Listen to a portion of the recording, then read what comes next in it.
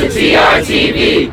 You can watch this broadcast anytime on Facebook and YouTube channel.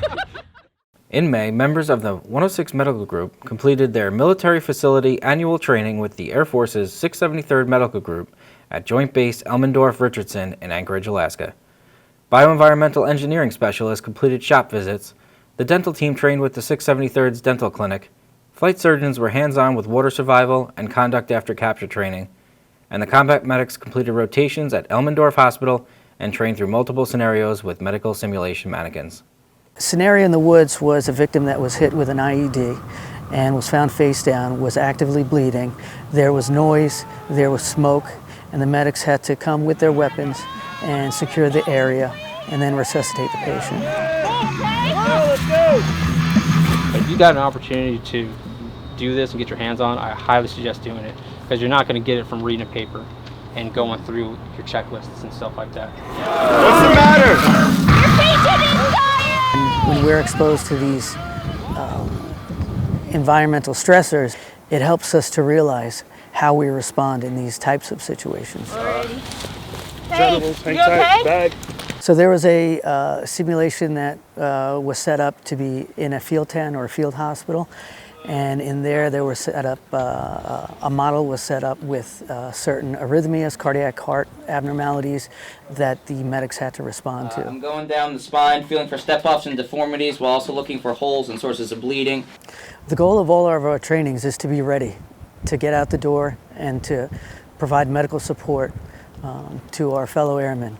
And it's been very productive, and I think we are all at a higher level of readiness. Our very own medical group commander, Doc Rush, is continuing to move the needle for special operations medicine. This is the Air Force Special Warfare Medical Officer course. We're training medical directors and IDMTs that are working alongside pararescuemen or in rescue units. So even our emergency medicine doctors and surgeons, we're trying to teach how do you work out of a backpack and perform life-saving skills and then sustain a patient over hours to days. So all those things are not things that were taught in med school. Every doctor who joins the military should have this training or training like it, not civilian-based trauma training. It's a very different approach, different set of skills, and different set of priorities in terms of how we manage these patients. And we owe it to every American that we send overseas into harm's way to bring the best in American medicine straight to the warriors, and that's our mission. On May 20th, the 102nd Rescue Squadron performed a Loadmaster-directed airdrop of medical supplies 1,200 miles off the coast of Long Island to a 32-foot vessel that was headed from Panama to France when the Coast Guard was notified of a female passenger on board receiving second and third degree burns from boiling water. Although the drop of the medical power bundles was successful, it was not easy. If you really think about it, it is kind of crazy that we could do that. You know, I can't find my sprinkler heads in the summertime, until I turn on the system.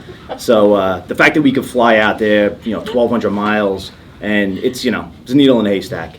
We got to it so fast. We have all these different ways of detecting vessels in the water. We used the first one that we would use. It worked, and we were right there. So. Senior Airman Jocelyn Tapia Puma, who works with the 102nd as an aviation resource manager, was tapped to translate for the people on board who only spoke Spanish and became a welcome source of hope for those in need in the ocean below.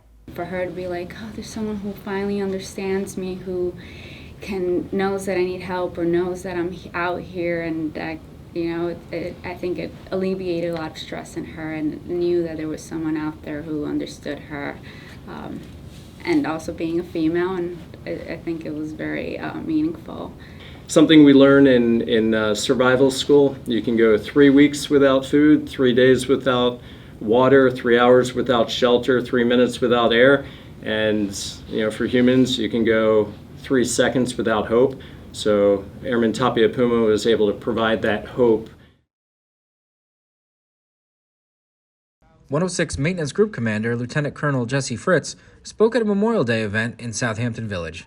Colonel Fritz spoke about the history of Memorial Day, what it means to be an airman, and what the Air Force provides to the global fight. He recognized service members who have died in conflicts, and specifically recognized the crew of the Jolly 5-1. Saturday of the May drill, student flight helped local Westhampton Beach VFW post 5350 give their building an exterior facelift. The student flight volunteers weeded and tilled a garden, mulched, planted about a dozen flowering bushes, and built a few decorative walkways and a fence. On May 20th, the 106th Maintenance Group celebrated Aviation Maintenance Technician Day by having a good time.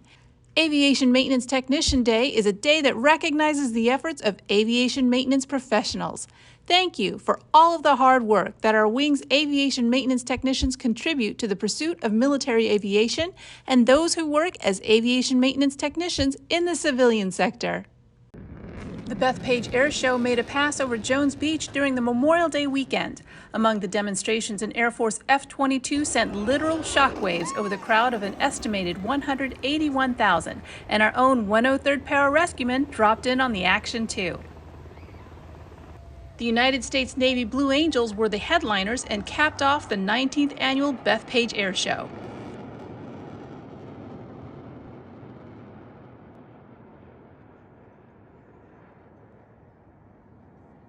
The Family Readiness Group will hold a member appreciation breakfast on Sunday, June 5th from 0700 to 0930.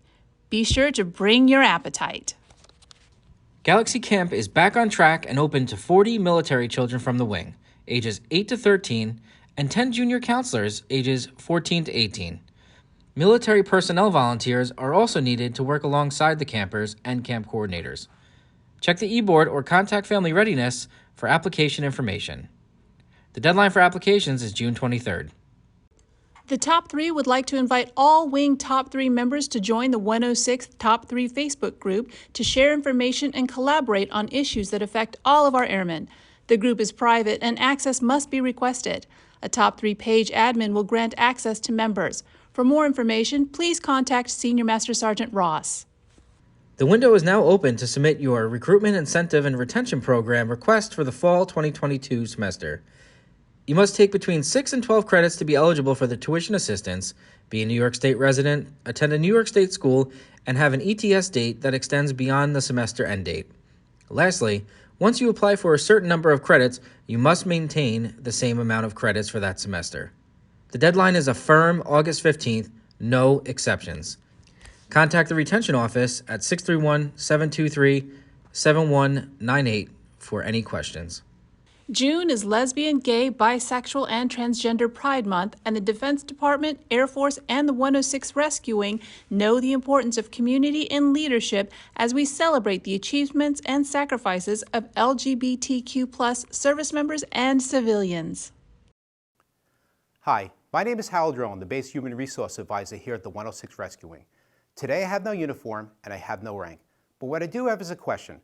How well do you know your fellow airmen? Do you know if they are happy, are they sad, are they okay, or do they need our help? Every day, 22 veterans who raised their hand, took an oath, and served our country proudly are lost to suicide, and that number is way too high. It happens all across America, and it can even happen here at the 106th amongst our service and family members. I have a challenge for you. This drill weekend and drills to come, I challenge you to take the time to get to know each other better.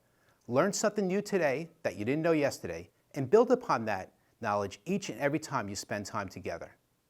And if you discover an airman who is struggling, or you discover that you're struggling yourself, know that you are not alone and that help is available.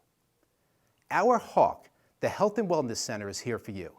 Their services of family readiness, chaplain's corps, psychological health, personal financial counseling, and a sexual assault prevention and response program are here, and a lot of their services are confidential. You can contact them directly, through a supervisor, or through me. Just be strong, be that wingman, and make that call.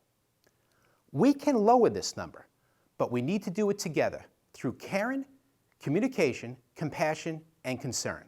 Let's make these things happen. And always remember that here at the 106, we're not just a rescue wing, we're family.